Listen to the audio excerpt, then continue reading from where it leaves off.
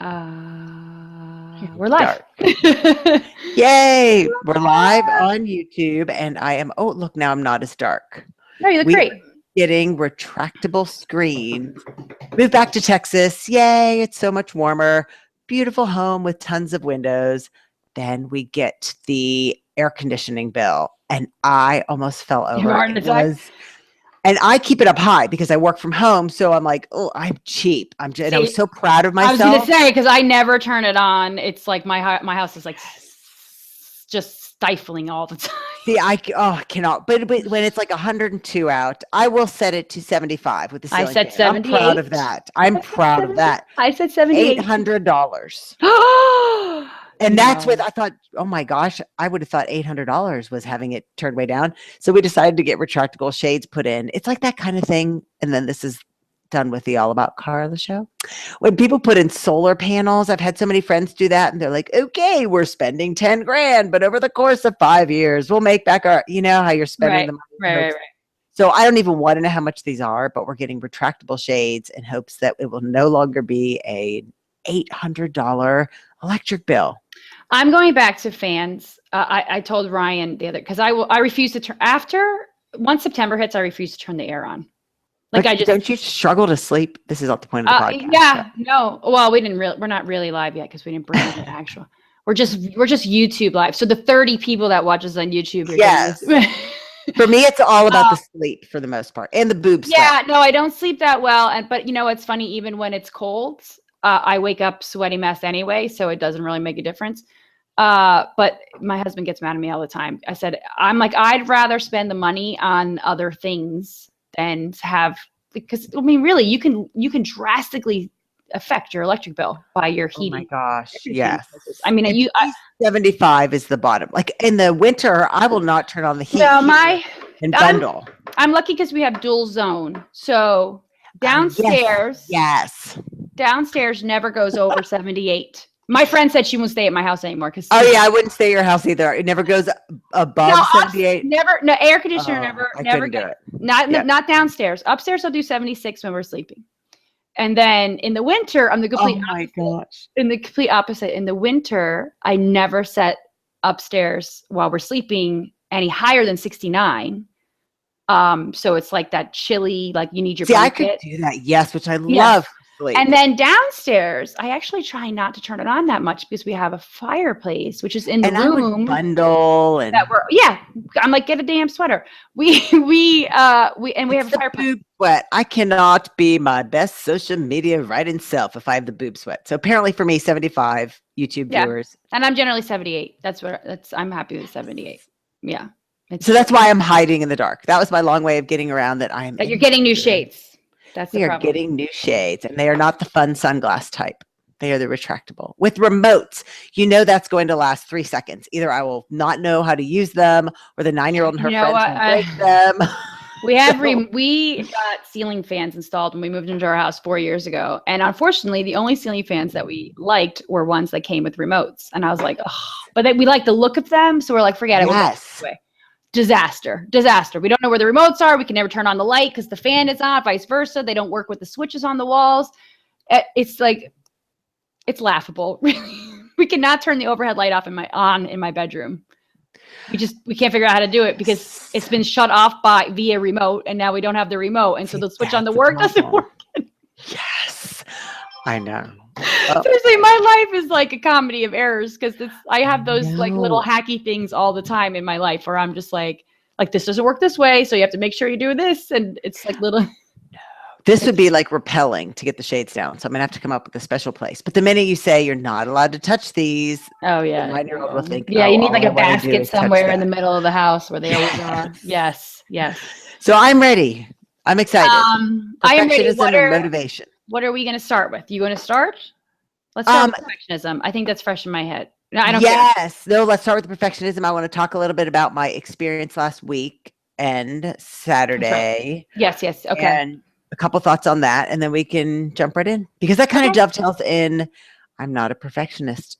Yes, that was perfect. I'm set. I didn't bring that up. I'll open that up. What you want to bring us in? You can bring us in. What are we? Episode 28. That's what I think. I think so. Yes. If we're wrong, it'll be a very funny wycwyc moment. Okay. I'm ready. I'm ready to. Okay, welcome to episode 28. We're on our new schedule, and I'm going to go with bi-monthly. That feels like the right, because I want to say bi-weekly, but again, like we said, that feels like twice a week. Are we Or picking is up it? exactly where we left off 2 weeks ago? That is hysterical. Is that exactly what we ended I'm up with? pretty sure the last conversation we had Yes. was discussing bi-weekly versus Yes. bi-monthly. I'm going with, because bi would be twice monthly, twice a month. So I'm going right or wrong with twice a month now. We'll still have wycwyc Wednesdays, where the podcast will come out on Wednesdays. And I'm grateful we're doing twice a month, because I feel like in a week, when we do the beginning chatter, that kind of thing, I'm like, I need to start getting kidnapped, because I've got nothing happening in the course of a week. But this past weekend, it was super interesting. I went to a conference, a little more hyper local than I ever do, in Austin. And it was, what was it? Oh, Blogathon ATX. So it was not just bloggers, it was really social media writers. There were a lot of people. The Austin American Statesman was a big newspaper. Now I believe they've moved it to Dallas. So there were just a lot of writers people. But it was a room filled with people who both had no clue who I was. I got that from a lot of people. You live here? But also had never heard of wycwyc. And Ronnie, it was the greatest thing for me, as far as, yes, and an infusion of excitement. So we did our panel, which was really fun, much more based on creating community and finding your voice. And I talked a lot about the book and writing the book and different voices in the book. But then afterwards, we gave away a couple copies. And just the number of people that came up to me and said, oh my gosh, I need to read this. I never actually thought about the fact that I could do small things and they would lead to big, healthy living changes in my life. I always thought it had to be all or nothing. And I think it's easy to get caught up, for me, in knowing the book inside and out. Yes. And forget that there's a whole world out there to whom this is a mind-blowing concept. And it got me so excited because they were so excited. Yeah, you know what? I know what you mean. It's kind of like you work on something, you put your heart and soul into it, it comes out, and then it's like you've moved on in a weird way. Like I'm like, in a weird way, mentally, I was like, okay, Yes. we published the book. Fabulous. Book is published. You know what else people said to me is, you and your co-author don't, and I thought this was a compliment at first, you don't consistently say, buy our book, buy our book, buy our book. And I was waiting for this woman whom I love, Wendy Aarons, hilarious, to compliment me on how great that was. And she said, you need to do that because people forget. Yes, yes. I'm a horrible salesperson. I just don't market myself. It's like weird. It feels uncomfortable. I'm one of those people that I want the work to speak for themselves. And it's so natural when you're literally in front of people. Like at this conference, I had no problem. I didn't even bring my own business card. I only brought our book pictured ones, right? Talking it up. But she's like, oh no, on social media, on Facebook, you need to shout it all the time. And I thought, oh, so it was interesting. The excitement of people who had never, ever considered the fact that small steps could add up to big change really got me excited again. Yes, I can see why. I mean, I would have been excited again too. I feel like anytime I talk about the ideas in the book to someone who's not unaware of the book, there's always this like level of excitement on their part where they're like, oh, I need to read that. That sounds exciting. And it always sparks a great conversation, and they're always very motivated by it. And then I kind of like forget that's that's what I should be doing all the time, like promoting the book all the time. Yes. Yeah. Yes.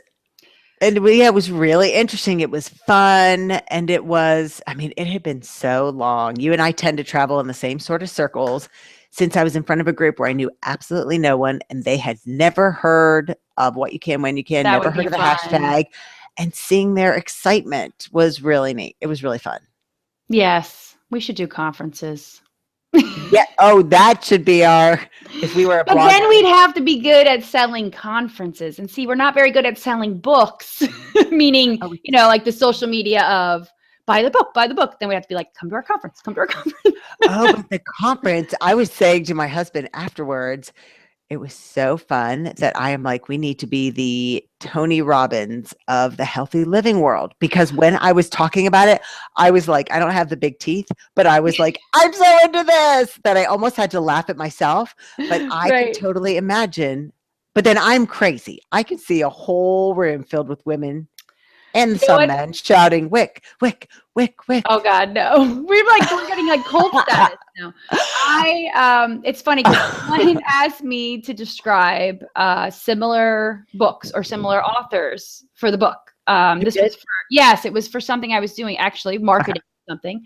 And they said, well, give us Oh, context. yes. Like what? And my response was, I said, well, it's kind of a self-helpy, anti-diet, non-diet book. Like there's no my elevator pitch was just horrid. But then what flew out of my mouth was, I go, think Tony Robbins meets Yes. Jillian Michaels. That's exactly what it is. Yes. Big Keith meets the Big Mike. Yes. I was like, Jillian Michaels and Tony Robbins had a love child, and that is wycwyc. It is. See, and that is exactly it. And it was, and I think, and this actually kind of goes right into our whole first thing that we want to talk about, article.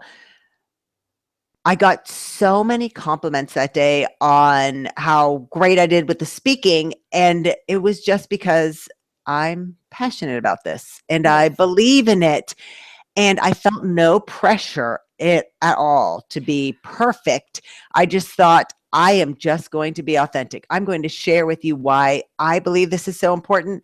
You may not find it important in the slightest. It's not for you then. But I'm just going to share with you why I believe in it so much. So it kind of fits into that whole notion of striving for perfectionism because I wanted to perfectly convey what I was feeling, but not putting pressure on myself. I'm not judging myself by what you think of me, but just my ability to share with you what's inside in the best possible way. Well, it's funny, and that does bridge into the article, but I felt that way through the whole process of writing the book. Did you not? I think that's why it's so easy for us to talk about it. In a weird way, I think that's why it's so easy for us to do this podcast, because there's nothing, we're not contriving anything. Do you know what I mean? Like, I think sometimes, yeah, it's really natural because both of us have come to this kind of same conclusion, which is like the wycwyc lifestyle. And since we've done it both ourselves kind of organically, all we're doing is kind of sharing the epiphany that we have had. And it's just really natural and it's organic. So yeah, anytime I've ever spoken about it too, it flows right out. And when we wrote the book, it flew right out because there was nothing to really fake. And I think this is why we're bad at marketing. There's nothing really for us to spin. There's no hook. There's no, right? So in a weird way, what makes it so great is also what shoots ourselves in the foot because we don't have this little spinny thing to give because it truly is just how we live our lives. So, but yeah, so I know that's kind of not a good bridge into the article, but I needed to get that out. And yes, I just thought I want to convey to you what's inside of me in the best possible way because I'm excited and I hope it helps you. But what struck me about this article, and then you can bridge into that, is how I call myself never a perfectionist because I think it's mostly the way the article defines it, in that when I strive for excellence, it's internal accountability and I want to do well for myself. It's never based on what you think of my presentation or what you think of what I'm doing, because I'm so hyper aware I can't control that. I need to do the best I can for me. If you don't like it, okay, I got to move on to somebody else. Right. I think I naturally do that too. Actually, let's back up just so they know. So what we're talking about is our first agenda item for the for the podcast this week, or this week is an article. I was going to say spy week. Yes. Is an article that Carla found, and it's a New York magazine. Yes, I love New York magazine. I've never lived in New York, but I've gotten it for years. I've been slightly obsessed with New York my whole life, but that's a whole other story. But the article is it possible to be a perfectionist without driving yourself nuts? And which I love the title. Yes, the article basically goes in to talk about two different kinds of perfectionists. Ones that are okay, wait. Start with the first sentence. Oh, should I read the first sentence? And who wrote our cover? Yes. Okay, so I will read the first sentence or two. So the article starts, consider a recent surprising failure. Serena Williams last week lost a match everyone assumed that she'd win, and along with it, her chance at a perfect slam season. Perfect. Yes. So Serena Williams, sister of Venus Williams, who happens to endorse our wycwyc book. Available at Amazon and other places. See how we did that? See how we did that? Maybe we are good at this. Better. So anyway, so this article, so it goes into two types of perfectionists. Ones that are, how would you say it, intrinsically motivated? Is that the right word? It really did seem as simple as that. Intrinsically motivated versus externally motivated. I want to be perfect for you. Everyone else. Yes. So it's kind of this idea that I want to do the best I can for me because it makes me feel good, because it makes me feel accomplished, because it makes me, makes me happy, versus someone who's like, I need to be perfect because my mom said I need all A's and my boss expects me to have no problems in my writing or whatever it might be. So it's kind of this perfectionist seeking comes from internally or an external need to kind of impress or make other people happy, or just doing it out of obligation because you think everyone else thinks that you should be perfect. Yes. Does that make sense? Yes. Yes. So they compare and contrast kind of those two perfection motivations, I guess, and the differences between them. So, yeah. What attracted... Well, in the beginning of the article, this kind of caught my eye, and I think you might be more of a fan of his than I am. I'm a fan, but I just don't do it. What are the name of his books? Michael Pollan. I can't think of the name offhand, but Pollan. It shocked me because I think, and this adds kind of a different dimension, I view him. Is that Omnivore's Dilemma? It's Food Rules. Yes. Okay. I'm not sure if he did Omnivore's Dilemma. I view him as perfect in a way I could never be. So I do my own version of what he portrays in his book.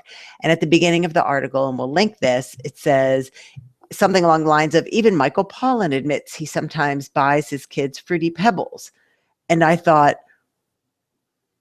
wow, first of all. And then my next thought was, what a gift that would be to those who feel, the non-wycwyckers, pressure to be perfect if he shared that with the world.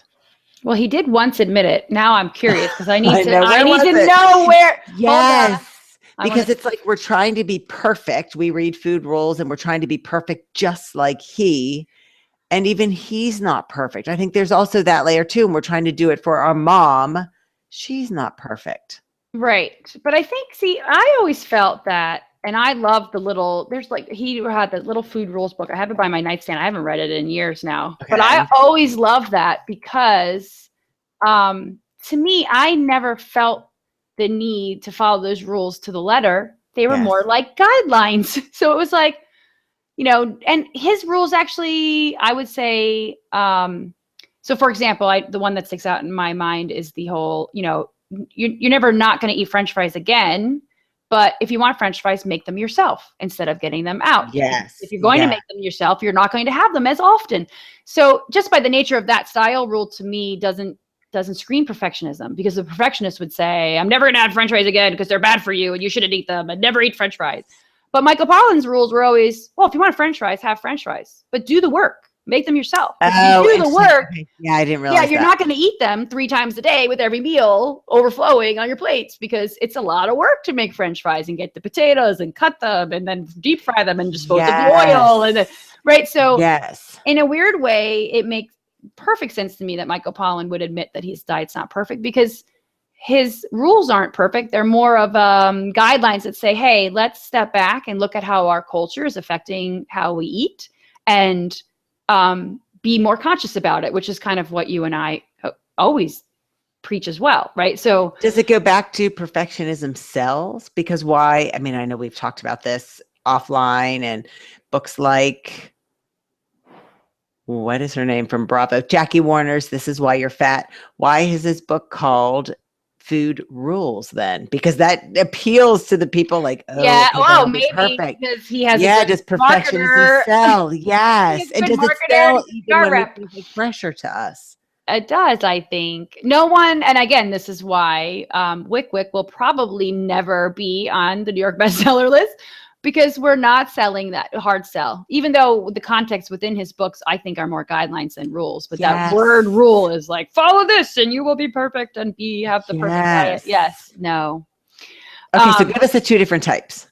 Okay, so, I'll read a little. This is from Don E. Hamachek, the first psychologist to differentiate between the 2 types of perfectionists. So this is his quote, and this was in 1978. So we're very aware of multiple perfectionists for quite some time. Normal perfectionists set realistic standards for themselves, derive pleasure from their painstaking labors, and are capable of choosing to be less precise in certain situations. And I love that before I go on, because I think that's, for me, I know as I have like a 10-year weight loss and found fitness, sometimes I go, you know what? I don't want to worry about this right now. And I make that conscious choice, Anyway, so, because I think I would describe it in every realm. It's like in every realm of your life. Yes. I don't care. You know what? Right now, I don't care if my house is dirty, and that's okay.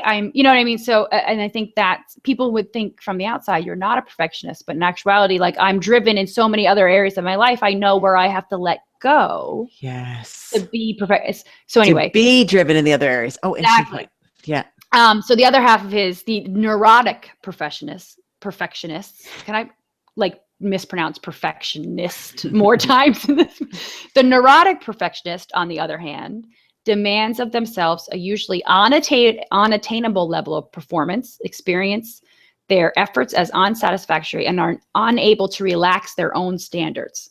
So they're basically, if they don't achieve goals, they're not happy. There's no, the article goes on and on to say that a normal perfectionist generally are lighthearted about their failures. They laugh at themselves. And that would have been me at the event. If I had presented all about wycwyc and no one got it, truly, I would have thought, oh, this isn't the crowd. It's not for you. Interesting. I'll check out the demographics. Yes, you learn from it, and then you moved on. And that's the sign of a normal, healthy perfectionist, because you go, well, that's kind of interesting. I really thought everybody was going to feel the same way, but they didn't. So I wonder why. And then you kind of go back and self-analyze instead of throwing your hands up and saying, I must be the worst speaker. I'm horrible at this. And then you you blame yourself.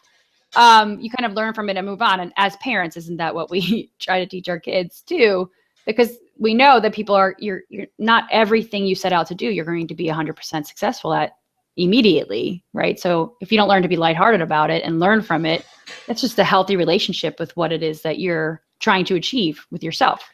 Yes. And putting that whole thing on pause for 1 second. Do you remember as a kid, I do not think I ever had the tendencies, I'm trying to think if I see it in my own daughter, of wanting to be perfect at something, for good or for bad. And I don't necessarily know it's good. I think I was always pretty okay with not being the best. I think it's innate. I think some of this is innate, and maybe chemical or whatever it is. I think at a young age, I was never the best at anything. Yeah, so, I'm with you. In a weird way, I think you build up a callus to it. Yes. I guess. And I remember, can become a healthy expectation. Yes, and you just do your best. I mean, I think I fell prey to that. There was a point in elementary school where I just did well, because it was elementary school and it was easy. And if you did your work, you got A's. And then you hit a point in it's 5th or 6th or 7th grade where it's like, oh crap, I actually have to learn how to study. This isn't easy for me anymore. And then my grades kind of dipped, and then I figured it out, and I came back, I was like, okay, no, I really actually have to put some work into this. And I could see my son going down that same path now, which is kind of funny. It was like, so far school's been pretty easy for him. But now it's like, oh no, he actually has to do the work and do the studying and review before a test. And he's starting to realize, oh, it's not something that's just comes easy to me.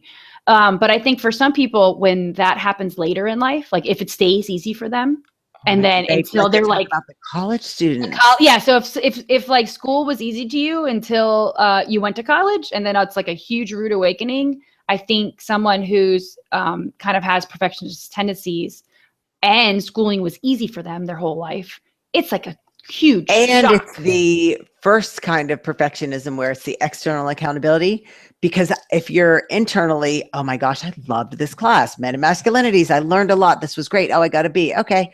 But if it's that external, the going to college life has always been easy, at school I didn't get an A, this is catastrophic, because it's your evaluation of how I did in the course. So it's that external again. Yes. And he talked about that before, I think in the article too, about how when you're approaching something, you're like, I like learning about this because it's interesting and it's something. And Oh, there you go. Not always linked with the actual higher achievements. The studies right. It's just found something out that you want before, to learn no versus. differences between the GPAs of, oh, interesting, no differences between the GPAs of the two types of perfectionists, but the healthy perfectionists were more satisfied than the unhealthy. Similarly, research has called this academic joy. The students who scored high in positive perfectionism had the joy, and the students who didn't were not joyful, whatever grade they got. Right. I have to get, and yes, it's like I have to get an A, I have to get an A, I have to get an A versus like, wow, this is really fascinating. Let me read extra chapters in this book. And then byproduct is the A. It's funny. When I read this, I immediately thought of my own weight loss, so for 15 years, I was definitely what's the term he used? A neurotic perfectionist when it came to losing weight. I would totally own it. I wanted to lose weight because I wanted to look good for other people. I thought it was the way I was supposed to look.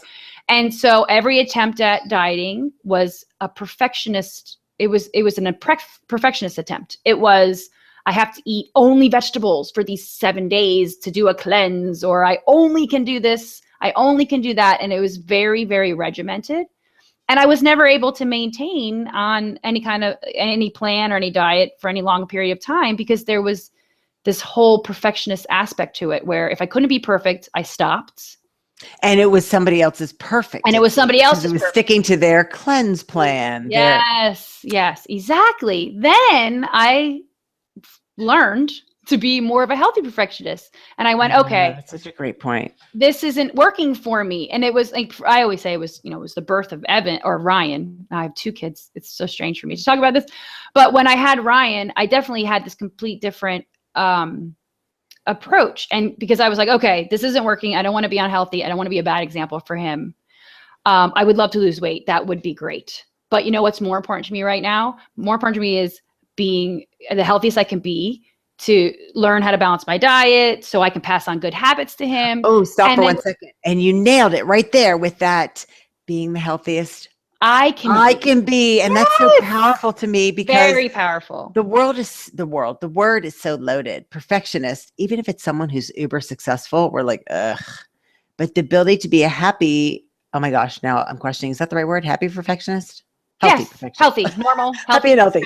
But it's like once it became inside of you, it lost that. It became I definitely somehow flipped a switch from externally motivated to internally motivated. And it's funny because I've talked about that on the blog for 10 years. Like there was definitely a switch, and I always called it reframing. I reframed. I went from, I want to be skinny at all costs. I don't care. I want to look good in a bathing suit. I want to be able to prance around on a beach and have everybody look at me and, whatever. It's funny because now I look back and I think, why was that so important to me? And then, but when I flipped it to, I want to be a good example for my son. I want to really be healthy. I want to live as long as I possibly can.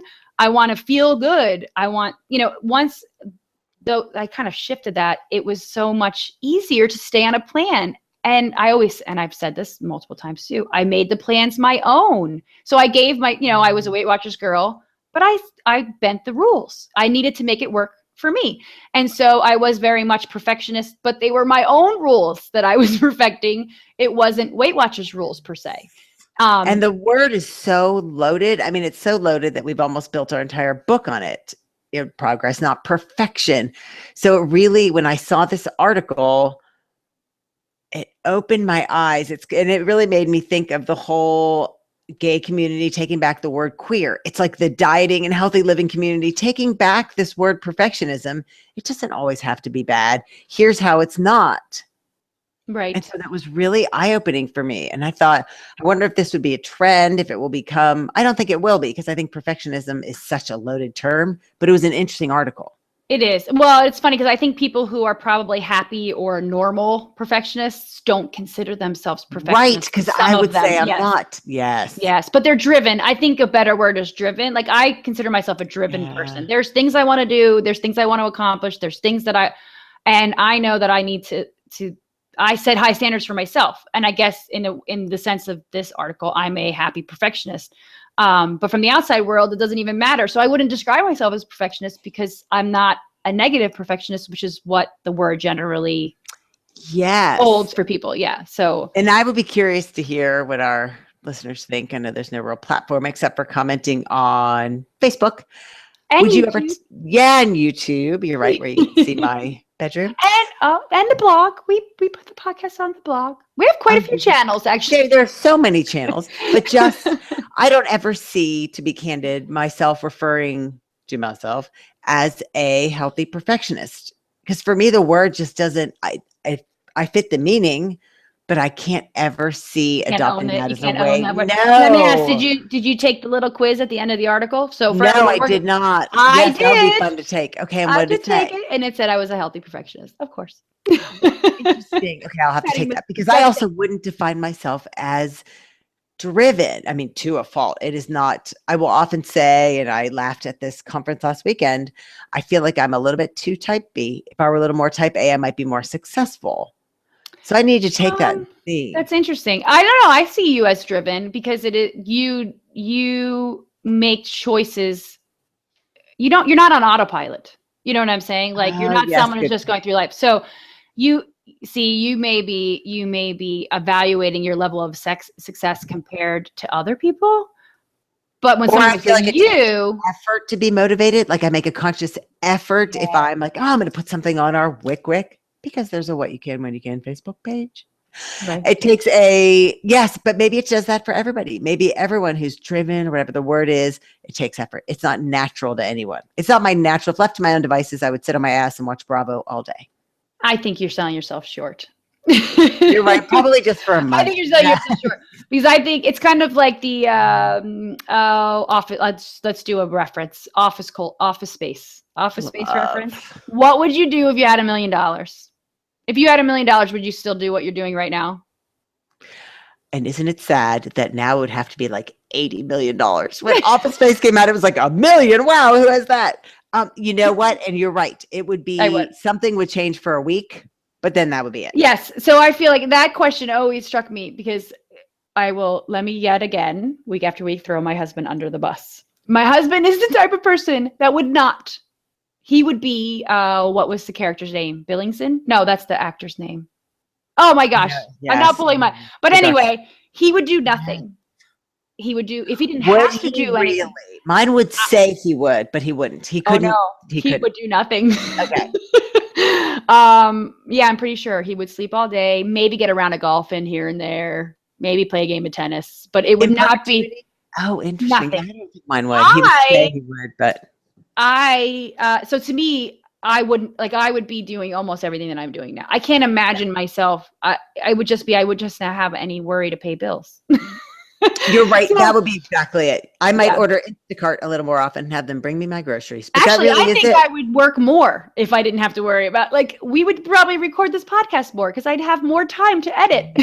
Yes. And we would, yes. So it was interesting. So I would love to, we'll link the article, but would you ever start to adopt calling yourself a healthy perfectionist? And if you take the quiz, what kind of perfectionist are you? It's like a BuzzFeed. We should share it on the Facebook page. Ask people to take the quiz and then let us know what they got in the comments. I'm super curious what that would be too. Great idea. Yes. Okay, so I am coming to the table this week with something. I watched a TED Talk. You watch TED Talks, right? I do, and I didn't watch this one until this morning and laughed out loud. She said, I know what she said. It cracked me up. You guys think you're all fancy. Look at me. I'm at a TED Talk. And I laughed out loud. Okay, so go ahead. I did. So this TED Talk was called, oh my gosh, I have like a billion notes and not the actual title of the TED Talk in my notes. Isn't that funny? It's How to Stop Screwing Yourself Over. That's what it's called. I love TED Talks. I do too. I enjoy most TED Talks that I watch. So I watched this TED Talk and I don't know what made me click on play. But it sucked me in. In the first 10 minutes, oh my gosh, what is her name? Now I feel bad because I cannot share it without sharing her name. Mel Robbins. Her name is Mel Robbins. Okay. So I'd never heard of her. Had you? I have not. But now that I've done some searches to kind of dig around about this, this is her platform. This is her wycwyc. How to stop screwing yourself Oh, over. interesting. Yes. Got the word screw in there. Go her. See, that works. She has a good marketer. Wycwyc, no one knows what the heck it means. We But hate that word. anyway, she talks about two big F words in it that I think we could kind of center our whole discussion about. And the two big F words were fine and force. Those are the two big F words. So she goes on and on in the video about how she hates the word fine and how it's pretty much like the word that is the root of everyone's problems. Like, how are you doing today? I'm fine. How's your job? It's fine. How are the kids? They're fine. How's your marriage? It's fine. And that by saying it's fine, it's basically, it's allowing you just to accept things as they are, where you don't have to change. It's, how did she put it? Do you remember? It was like, because I'm thinking of the wrong word as I think about it. Wait, hold on. Well, and it immediately started me thinking of when I ask somebody, how do I look? That is not what I want to hear. Oh, yeah. How do I look? Fine. Fine. It's status quo. Status quo. That's the word I'm looking for. Yes. Status quo. I lost you. That's why I'm like confused. There you are. Okay. I can't talk to you without seeing your face. It's weird. I know. I can't do that either. Yeah, it's like creepy. Yeah. So yeah, status quo. It's status quo. So it's allowing you. So basically, you're giving yourself permission to be okay with the status quo. And she goes on and on. And so she goes on to talk about this thing called activation energy, which I loved this entire concept. And it really, I did as well. yes, it really kind of, how do I say this? Like you know how when someone explains something that you have always known, but you weren't able to put it into words? Oh, yes. And then that's how I felt with this. I was like, yes, that's it. Thank you for explaining it to other people. Now, did it also make you think about the book and how it did make me a little bit, I got to pull my face back, YouTube people, about the beginning? Did it harken back to that? And we won't give too much away because you need to buy the book, but it also did make me think the activation beginning, that whole chapter, we'll leave that vague. So it's more enticing. Yes. But it made me think about that. Like once it's sparked, it keeps going. Yes. Momentum. Yes. Okay. So let me explain activation energy, because I think some people will get it. So activation energy, she describes as the force required to take you from autopilot to do something new. So it's like this force. And she uses an example, which I think is genius. And I'll be able to throw the husband yet again under the bus with this one.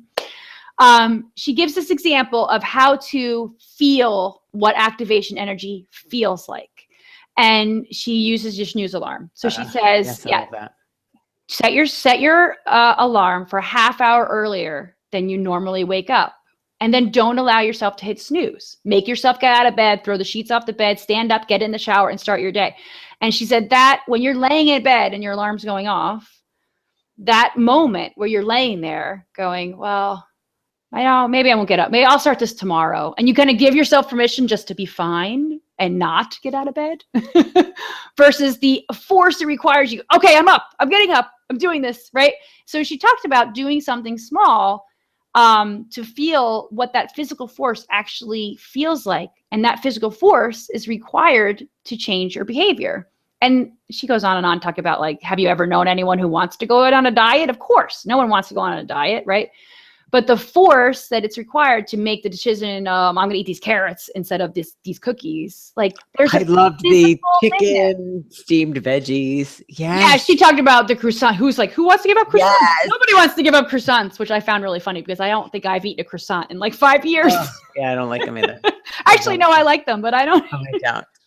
But I've learned it. But it really brought me to, and this is one of the things that I think we tried to capture in the book too. That force is something that you can manifest yourself, but it's also much easier when you have a support structure and a tribe behind you, which is kind of the idea behind wycwyc, right? So so you get out of bed and then first thing you do is, because so often when I was first starting getting up early, now I am the healthy perfectionist because at 4 o'clock, I don't do an alarm. I always open my eyes and I think, do I want to get up? And really the answer is, if I don't get up, I could still catch up with my day and my day would be fine, but I don't want fine. So I get up.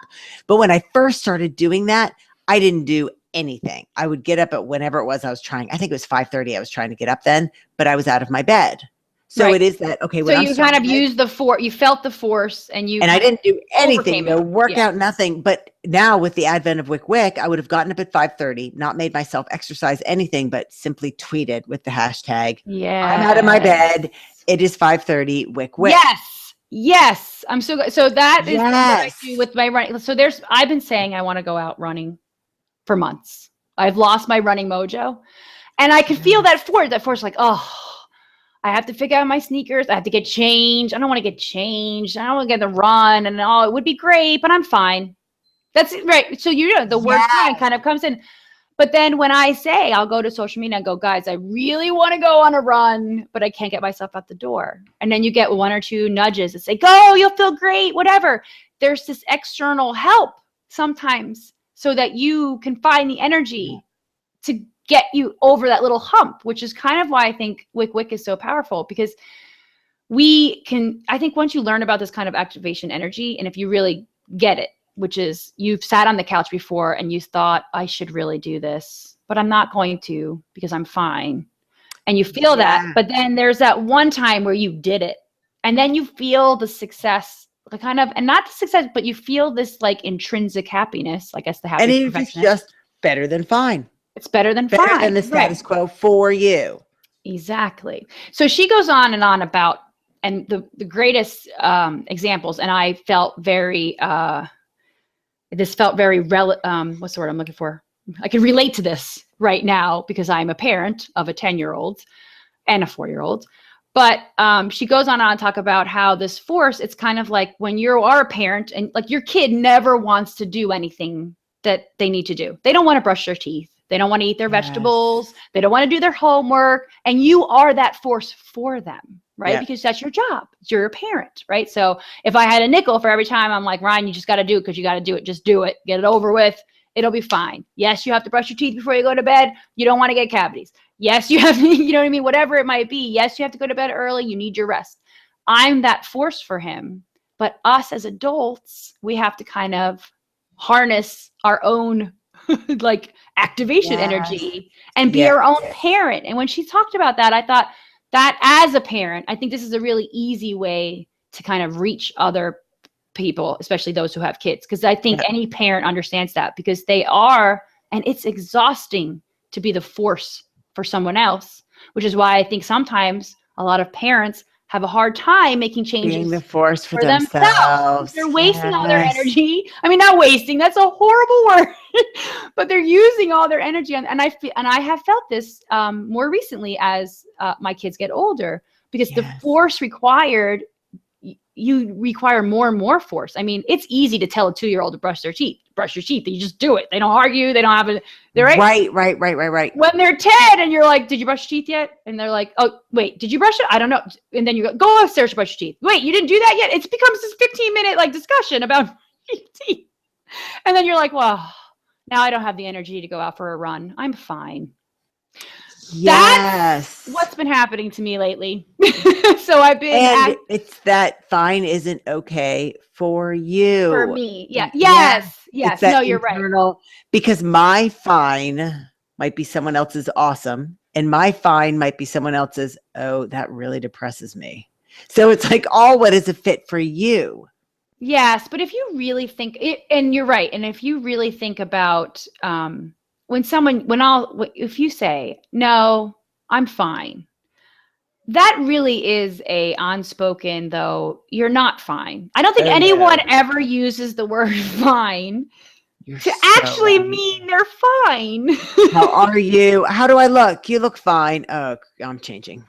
It's that because no one, it's like adequate.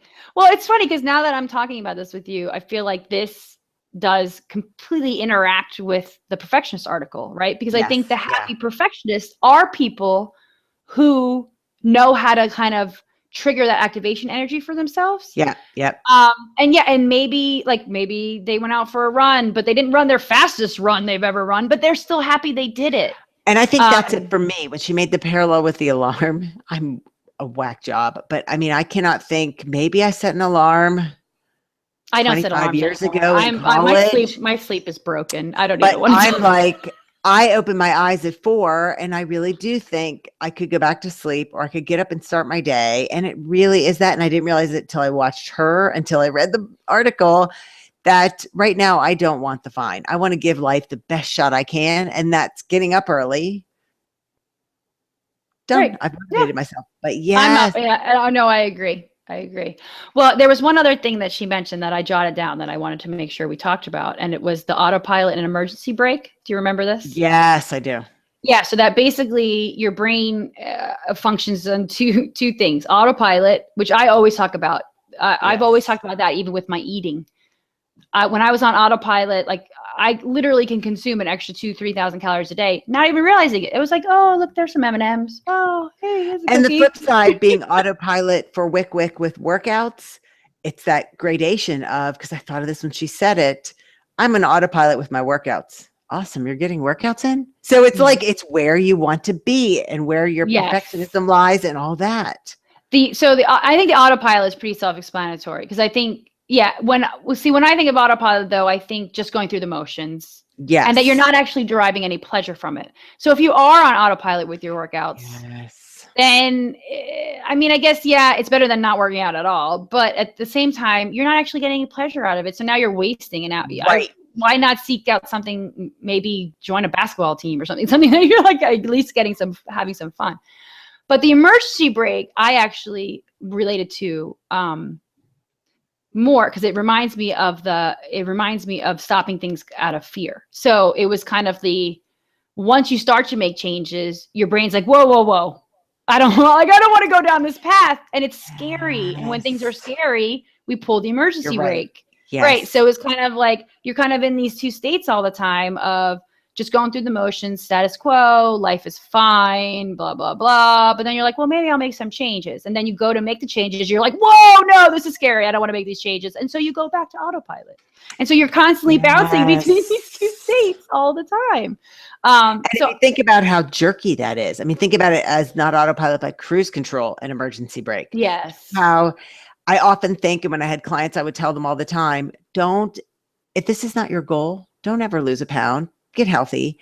But I think it's the fits and starts, the autopilot and the emergency brake that are worse for us. It's that emotional herky jerky that's almost worse than never going off autopilot at all.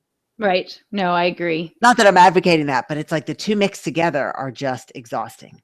Yes. And you bring up a good point, because I think people, it's funny.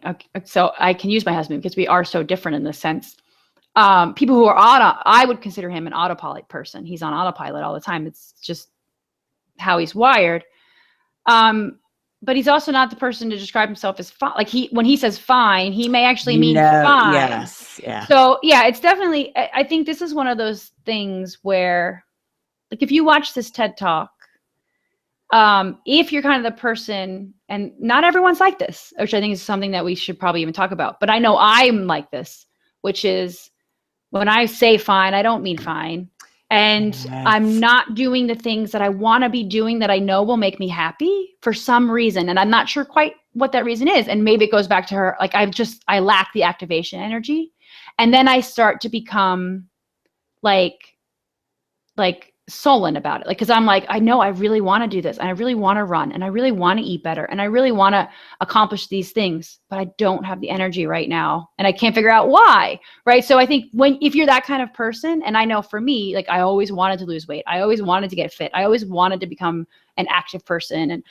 And so once I was able to harness that activation energy, it's like, you kind of figure out how to, you learn how to like, manage it in a weird way. And then wycwyc, for me, kind of helps, because it's like, you know what, right now it's fine being fine, because I'm using all my activation energy on my kids.